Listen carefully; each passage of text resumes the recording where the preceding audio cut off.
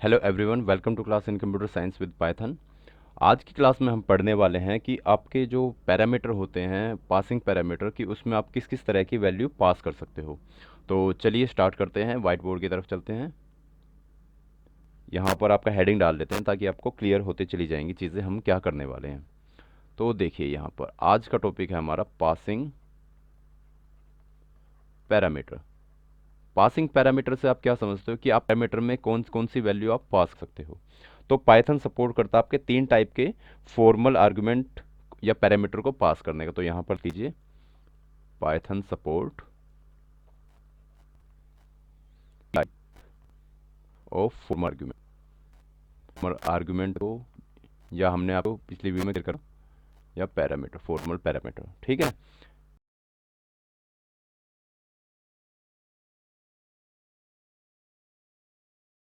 अब देखिए ये कौन कौन से हैं। सबसे पहला तो पोजिशनल पोजिशनल आर्गुमेंट, ये सब क्या होते हैं इनको भी डिटेल में करेंगे। ठीक है। इसी को ही हो गया रिक्वायर्ड रिक्वायर्ड ठीक है। और है आपका डिफॉल्ट आर्गुमेंट डिफॉल्ट आर्गुमेंट।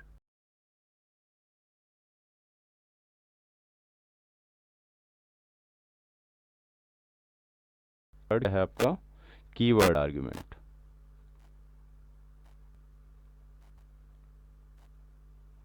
ठीक है। तो तीन तरह के हम पढ़ने वाले हैं इसमें पासिंग पैरामीटर में, कि पोजिशनल आर्गुमेंट क्या होता है, डिफॉल्ट क्या होता है, और कीवर्ड क्या होता है। तो चलिए एक एक करके सबको पढ़ते हैं। सबसे पहले क्या पढ़ने वाले हैं हम, पोजिशनल आर्गुमेंट या रिक्वायर्ड आर्गुमेंट। देखिए, आपको नाम से ही पता लग रहा है कि पोजिशनल और रिक्वायर्ड में क्या होगा, कि आपकी जो पोजीशन इसमें मैटर करेगी और इसमें जो वैल्यू भी रहेंगी वो रिक्वायर्ड रहेंगी। ठीक है। यानी आपके नंबर ऑफ ऑर्डर भी वो चेंज नहीं होगा और आपकी पोजीशन भी सेम रहेगी। ठीक है। तो सबसे हेडिंग डाल देते हैं। जो जो इसकी इंपॉर्टेंट चीज़ें हैं वो लिखवाता रहूँगा, आप साथ साथ में नोट भी कर लीजिएगा। पोजिशनल, या इनको बोल सकते हो आप रिक्वायर्ड आर्गुमेंट। ठीक है। इसके अंदर क्या है, इसके अंदर क्या होता है आपका, मैच करें नंबर ऑफ आर्गुमेंट्स को किससे, नंबर ऑफ पैरामीटर से। Match number of argument with number of parameter. यानी जितने भी आपने आर्गुमेंट दे रखे हैं उसको पैरामीटर के नंबर से मैच कर देगा। अब इसमें एक नोट करने वाली बात क्या है, वो भी लिख लीजिए। पहले एक नोट बना के नोट करिए।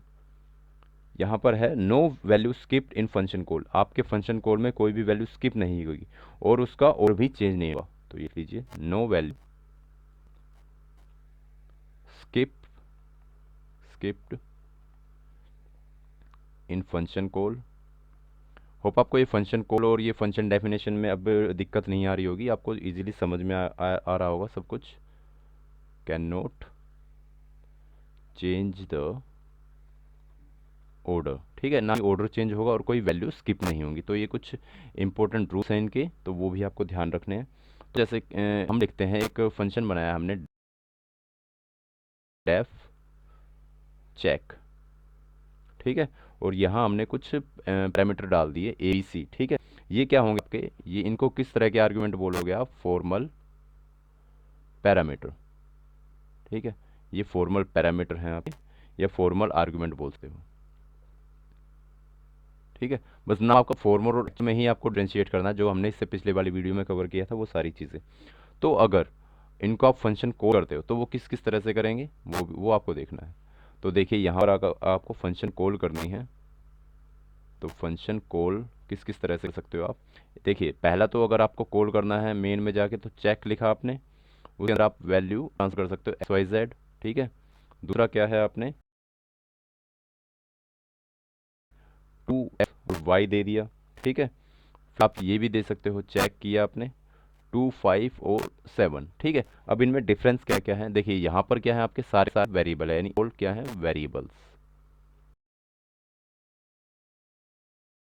और यहाँ पर क्या है, आपका लिटरल वेरिएबल का कॉम्बिनेशन आप सेंड कर सकते हो, उसमें भी कोई दिक्कत नहीं आएगी, लिटरल और वेरिएबल, क्योंकि आपका टू क्या है, लिटरल, और एक्स वाई क्या है आपके वेरिएबल।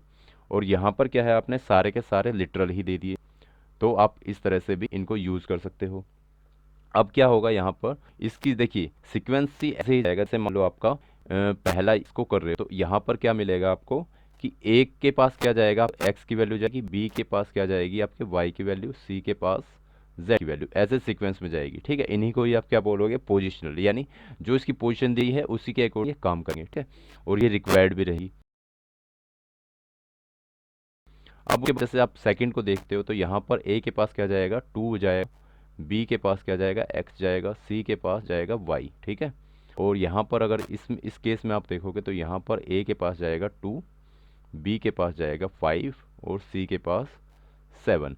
तो ये इस तरह से वर्क करते रहते हैं। ठीक है, अब इसके बाद कुछ पॉइंट्स हैं वो जो आपको रिमेम्बर करने की ज़रूरत पड़ेगी, वो आपको लिखवा देता हूँ एक बार। तो यहाँ पर पॉइंट आप लिखिए, argument must be provided for all parameter, यानी जो आपके आर्गुमेंट रहेंगे वो आपको हर एक पैरामीटर के लिए डिफाइन करना जरूरी है। लिख लीजिए, are must be for parameter. ठीक है, इसीलिए इसको क्या हम आर्गुमेंट बोलते हैं। ठीक है, तो यानी आर्गुमेंट आपको जरूर प्रोवाइड करने हैं हर एक के लिए, तभी इसको पोजिशनल माना जाएगा। ठीक है, सेकंड क्या है, value of argument are match with parameter position wise. ठीक है, यानी आर्गुमेंट उसके मैच किए जाएंगे और उसके पोजीशन वाइज भी देखे जाएंगे। तो ये लिख लीजिए, value of argument are with parameter positional, यानी उनकी पोजीशन को बोलते हैं ऑर्डर्ड। ठीक है, ऑर्डर क्या है उनका, पोजीशन वाइज। ठीक है, पोजिशनल। तो इस तरह से लिख सकते हो कि उनकी value of argument are match, value जो आर्गुमेंट उनकी मैच की किससे, जो पैरामीटर में है उनसे मैच की जाएगी। ठीक है, जैसे मैंने ऊपर करके दिखाया था आपको। अब देखिए, अब जो ये पैरामीटर और आर्गुमेंट स्पेसिफिकेशन, इसको और क्या क्या नाम से आप बुला सकते हो, यानी इसके पोजिशनल को किस नाम से आप बुला सकते हो, वो लीजिए, the way of parameter, way of parameter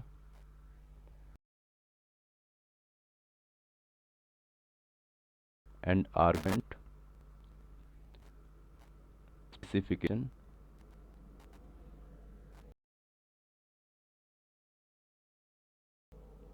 is cold.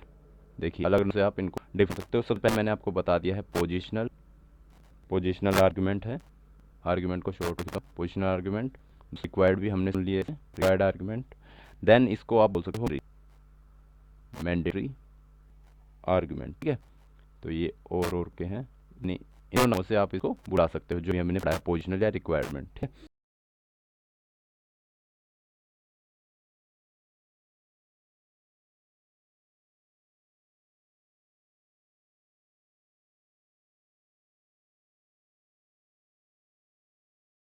अब सेकंड क्या आता है हमारा, डिफॉल्ट।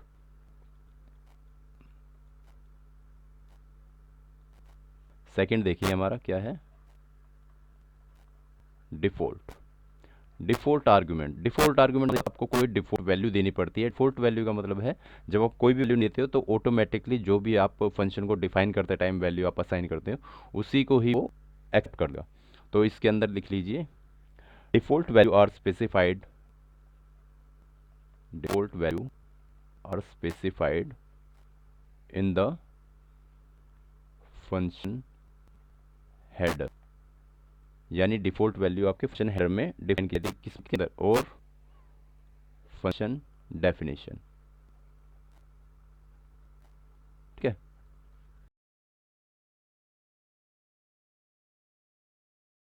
तो ये छोटी सी चीज थी इसकी। अब इसके बाद इसको एग्जाम्पल के थ्रू हम समझते हैं। एग्जाम्पल में जैसे हमने ले लिया डेफ, ठीक है, एक नाम से हमने क्या बना दिया, फंक्शन बना दिया। ठीक है, स्पेलिंग आप देख लेना इंट की, वो लिखते टाइम हो जाता है थोड़ा सा। उसके अंदर आपने क्या किया, प्रिंसिपल, उसके बाद टाइम, उसके बाद रेट। ठीक है, इक्वल टू 10 पॉइंट, ये हमने रेट ऑफ इसकी तय कर दी। ठीक है, उसके बाद आप कोलन लग जाते हैं। ठीक है, उसके बाद सपोज आप मेन फंक्शन में जाके इनको करते हो तो किस तरह आप इसको इनिशियलाइज करोगे, वो क्या कैसे इसको ट्रीट करा। तो S I dot underscore int हमने क्या ले लिया, और यहाँ पर हम इंटरेस्ट को कॉल करवा देते हैं। तो यहाँ पर क्या हमने सपोज कोई वैल्यू दी, एक लिटरल ले लिया 1 और 2। ठीक है, और इसको क्लोज कर दिया इधर। तो यहाँ पर क्या होगा, ये जो 5400 है ये कहाँ ट्रांसफ़र होगा, ये इसको, ये देखिए ये प्रिंसिपल ले यूज़ होगा, ठीक है, क्योंकि ये क्या है आपका पोजिशनल है, रिक्वायर्ड आर्गुमेंट कर दिया। और ये वाला क्या है, टू किसके साथ जाएगा, इसके साथ, क्योंकि इसको क्या करेगा ये एज ए पोजिशनल देखेगा, ठीक है। और रेट यहाँ सिर्फ दो ही आर्गुमेंट है, तीसरा आर्गुमेंट नहीं है, तो यहाँ पे क्या करेगा, रेट के लिए वो बाय डिफॉल्ट जो वैल्यू ले रखे हैं उसको ट्रीट करेगा रेट की तरह, ठीक है। तो यानी आपकी तीनों वैल्यू हो गई 5400, टाइम आपका 2 हो गया, रेट आपकी 0 और 10 हो गई, 10, ठीक है। उसके बाद एस आई इंट और फिर इंटरेस्ट, अगर आप इस तरह से लिखते हो,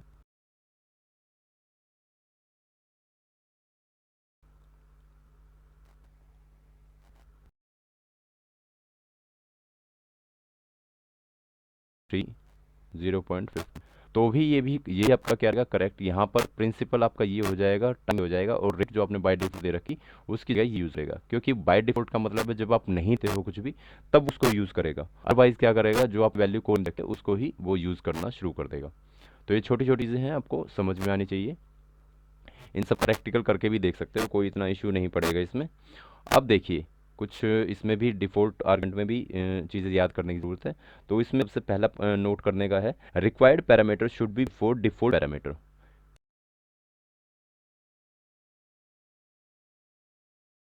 के अंदर लिखिए required parameter should be default parameter, यानी जो आपके रिक्वायर्ड पैरामीटर हैं वैसे पहले रहेंगे, ठीक है। जैसे हमने इसमें किया था, ये भी जो हमने करवाया आपको एग्जांपल, देखिए यहाँ पर जो ये रिक्वायर्ड पैरामीटर हैं आपके, वो इसकी जो आपने डिफ़ॉल्ट वैल्यू दी है इससे पहले ही, ठीक है। तो ये सबको ध्यान में रखना है कि किस किस तरह से ये काम होते हैं। तो चलिए इसको और आगे करते हैं। अब इस बाद आपके अलग अलग तरीके के होते हैं वो भी देख लेते हैं।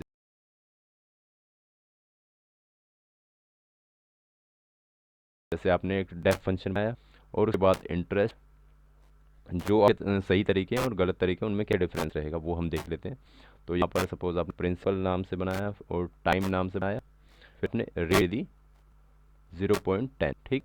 तो ये तरीका आपका ठीक है, क्योंकि यहाँ पर क्या आपने पोजिशनल आर्गुमेंट पहले दिए हैं और डिफॉल्ट आर्गुमेंट बाद में दिया है, ठीक है। उसके बाद अगर आप तरह से लिखते हो डेफ इंटरेस्ट और आपने प्रिंसिपल पहले दे दिया, ठीक है, टाइम दे दिया 2 और रेट दे दिया यहाँ पर बाद में, ठीक है।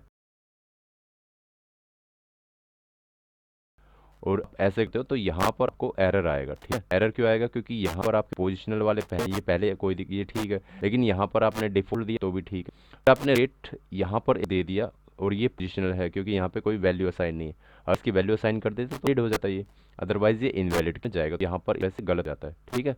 और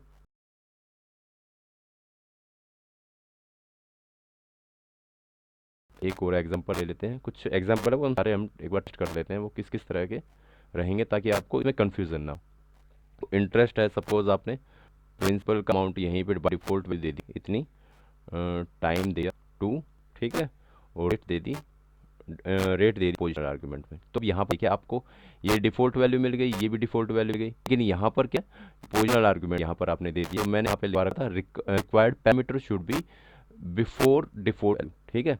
तो ये सब भी आपको ध्यान देना है, तो यहाँ पर इसको भी हम रोंग बोलेंगे। तो एक और एग्जांपल हम लेके देखते हैं इसमें।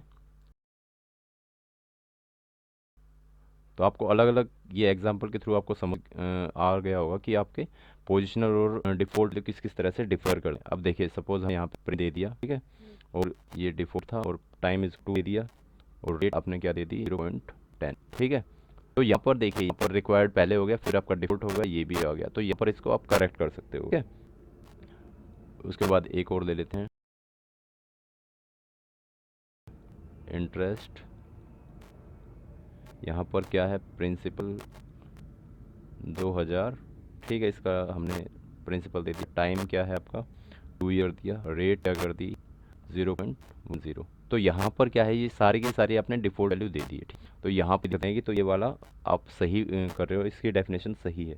तो देखिए यहाँ पर डिफ़ॉल्ट आर्गुमेंट कहाँ पर यूज़फुल होते हैं वो लिख लीजिए, default argument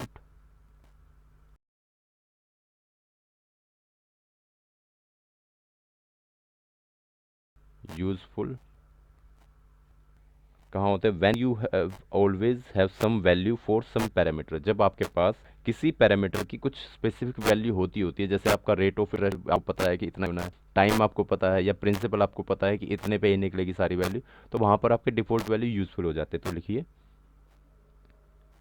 when you always have some value for some parameter, for some parameter, ठीक है। तो ये वाली आपकी डिफॉल्ट आर्गुमेंट कंप्लीट है, ठीक है। तो अब जो बात करने वाले हैं हम करेंगे कीवर्ड आर्गुमेंट की। तो ये इसको स्लाइड को ऊपर कर देते हैं थोड़ा सा। थर्ड क्या है? Keyword argument. अब जो कीवर्ड आर्गुमेंट है ये क्या प्रोवाइड करता है? आपको कंप्लीट कंट्रोल और फ्लेक्सिबिलिटी, जो भी आपकी सेंड हो रही है आर्गुमेंट में सेंड हो रही है वैल्यू, उन पे कंप्लीट कंट्रोल आप प्रोवाइड करता है। तो यहाँ पे आप लिख सकते हो complete control and flexibility over the value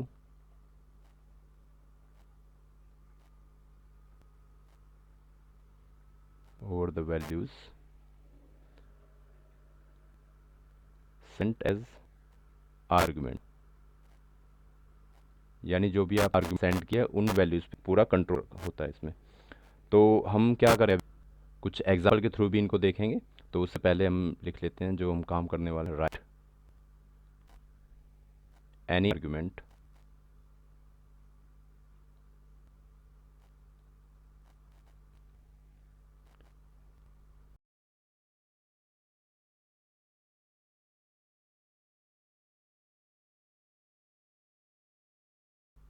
any order, यानी आप कोई भी आर्गुमेंट लिखते हो किसी ऑर्डर में,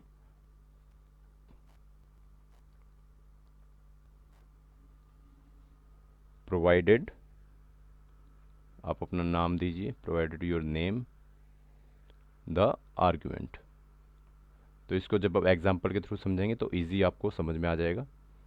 तो हम 2-3 एग्जाम्पल के थ्रू इसको समझते हैं। अभी यहाँ पर देखिए सारे के सारे, जैसे हमने इंटरेस्ट को यूज़ कर रहे थे अभी, तो उसके अंदर हम क्या दे सकते हैं, प्रिन इक्वल टू 2000, टाइम दे दिया हमने 2, रेट दे दिया 0.10, ठीक है। तो ये तो हम क्या बोल सकते हैं, तो डिफ़ॉल्ट वैल्यू की तरह भी है, ठीक है। तो ये वाला आपका कीवर्ड में भी इस तरह से यूज़ कर सकते हो कि आपने कोई कीवर्ड दी के नाम, जैसे जैसे आप नाम दोगे उसी तरह से वो एग्जीक्यूट होते रहेंगे।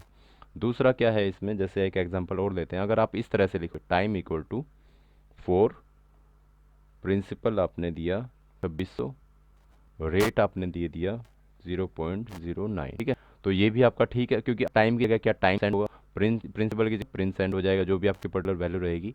और आपका जो इंटरेस्ट, एक दोबारा एक एग्जाम्पल लेते हैं, यहाँ पर टाइम दे दिया आपने 2, रेट यहाँ पर तो आप देखिए पर्टिकुलर कोई ऑर्डर नहीं है आपका, ठीक है। आपका जहाँ मन कर रहा है आप वैल्यू सेंड कर रहे हो, ठीक है। यहाँ पर 2000 कर दिया।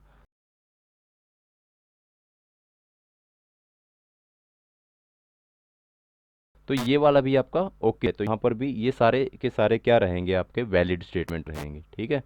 तो ये आप क्या बोलते हो, इनको ही बोलोगे आप कीवर्ड आर्गुमेंट, क्लियर। या इनको बोलोगे आप नेम्ड आर्गुमेंट, नेम्ड आर्गुमेंट भी इनको बोल सकते हो। समझ गए सारे सारे? तो चलिए बच्चे यहीं पे इसको रैप अप करें। होप आपको ये समझ में आ गया होगा किस किस तरह आपके पैरामीटर आप पास कर सकते हो। तो अभी लिए थैंक यू।